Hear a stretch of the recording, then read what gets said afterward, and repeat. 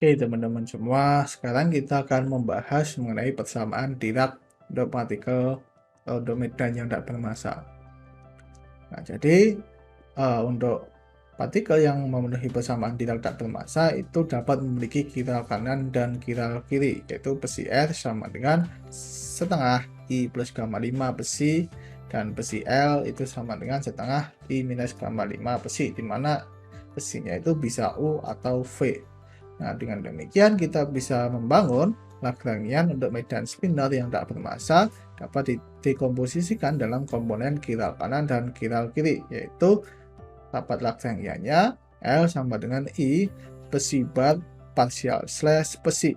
Nah, di sini kita bisa nyatakan untuk kiral kanan dan kiral kiri seperti ini.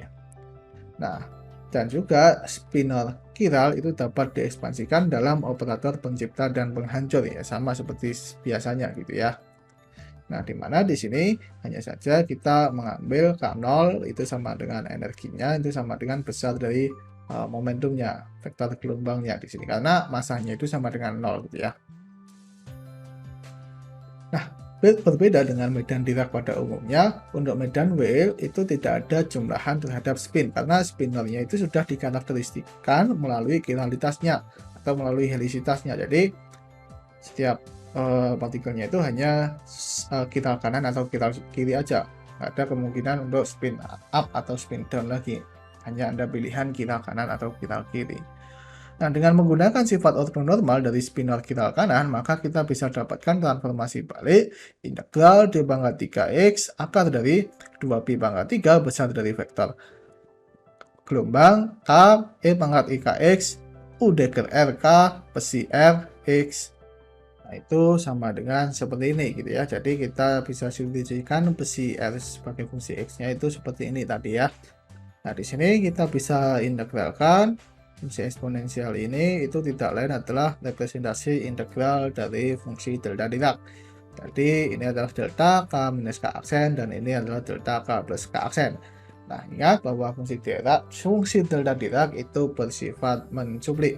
Jadi di sini hasilnya itu adalah CK karena ya ini dari sifat ortonormalitas U dan V itu saling ortogonal sehingga hanya menyisakan yang enggak nol itu suku yang di sini.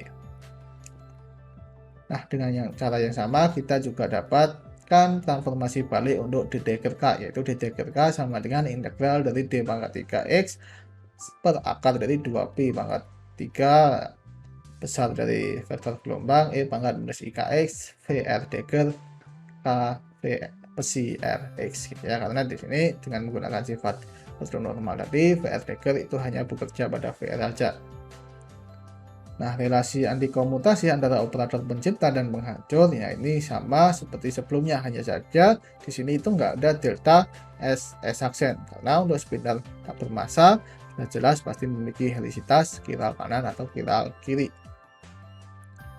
Nah, keadaan vakumnya itu dipenuhi dengan relasi CK ket 0 sama dengan DK ket 0 sama dengan 0 karena ya namanya keadaan vakum, keadaan dasar itu nggak bisa dilenyapkan. Nah, keadaan eksitasinya itu didapatkan melalui operator pencipta yang dioperasikan pada keadaan vakum. Nah, selanjutnya untuk fungsi Green-Feynman yang berkaitan dengan nilai ekspektasi dari perkalian dua medan pengurut waktu. Jadi seperti ini gitu ya. Sebenarnya kan pengurut waktunya itu ada pengurut normalnya gitu ya, tapi nilai ekspektasi dari pengurut normal itu kan 0. Jadi menyisakan fungsi Green-Feynman ISF. Nah, ini untuk kiral kanan komponen alfa beta. Nah, ini kalau kita tuliskan ikat atas seperti ini. Nah, kita bisa gunakan nilai atau definisi dari fungsi Green-Feynman seperti ini. Nah, kalau kita substitusikan seperti ini, di sini ada perkalian besi R alfa dan besi R beta dagger, itu kita hanya ambil yang suku yang enggak ortogonal gitu ya, yang saling ortogonal kan saling menghilangkan U R dengan V dagger dan juga U dagger dengan V itu saling menghilangkan. Jadi hanya menyisakan dua komponen ini aja. Nah, tapi kita juga tahu bahwa nilai ekspektasi dari ini itu adalah sama dengan nilai ekspektasi dari antikomutasinya. Jadi kalau ini kita balik, kalau kita tambahkan gitu ya, C dagger C get 0. Nah ini kan sama dengan 0 tuh. Yang ini 0 kan. Jadi C nggak bisa dilenyapkan, ini juga bekerja ke sini nggak bisa dilenyapkan gitu ya, jadi 0. Jadi ini bisa saja kita tuliskan sebagai nilai ekspektasi dari antikomutasinya dan tidak lain adalah fungsi delta Dirac. Dan kalau kita integralkan terhadap K aksen itu akan mencuplik, jadi K aksennya menjadi K.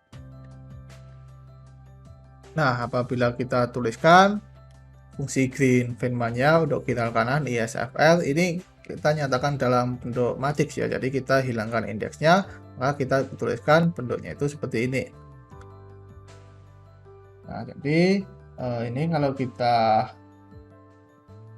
kumpulkan, kita cari yang sama dan kita keluarkan, kita akan dapatkan perumusan seperti ini.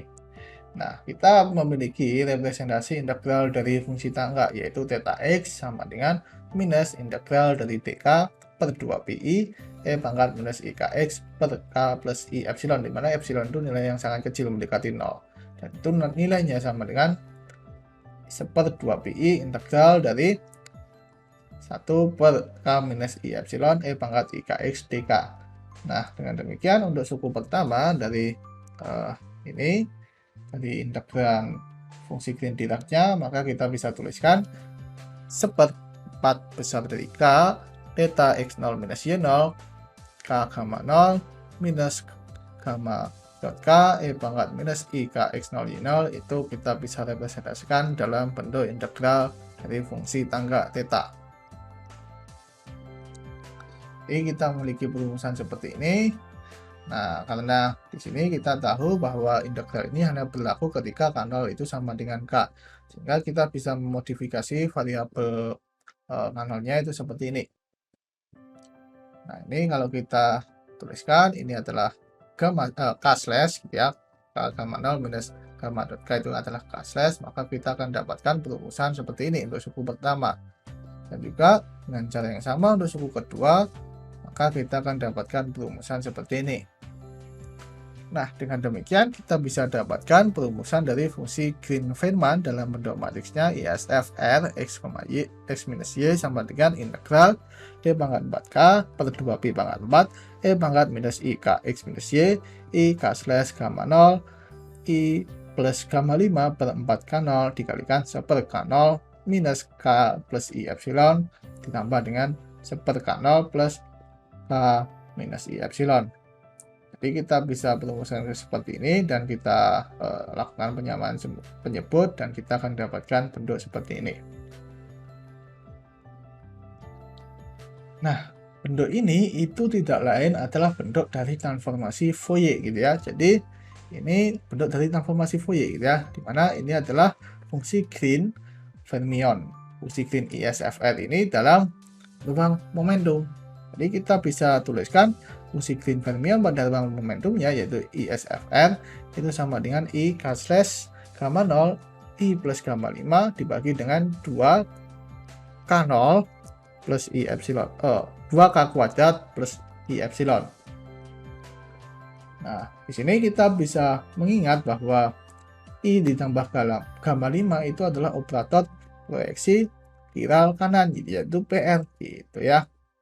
Nah, dan ingat bahwa fungsi Green SFR itu adalah nilai ekspektasi dari besi R dagger, bukan besi R bar gitu ya. Karena kita tahu bahwa besi R bar itu memiliki sifat kiral kiri. Nah, sekarang kalau misalkan nih kita fungsi Green pada ruang momentum kita kalikan dengan gamma 0 dari kanan seperti ini. Nah, jadi kalau kita kalikan gamma 0 maka di sini menjadi I minus gamma 5. Nah, ini itu tidak lain adalah operator proyeksi kiral kiri, yaitu ini I K slash ya. Nah, harusnya ada K slash-nya. I K slash PL per K kuadrat plus I epsilon. Jadi terlihat bahwa fungsi Green ini berkaitan dengan medan fermion untuk kiral kiri. Jadi meskipun kita bekerja pada kiral kanan dengan mengalihkan gamma 0 mengoperasikan terhadap gamma 0, maka kita akan dapatkan untuk kira kiri gitu.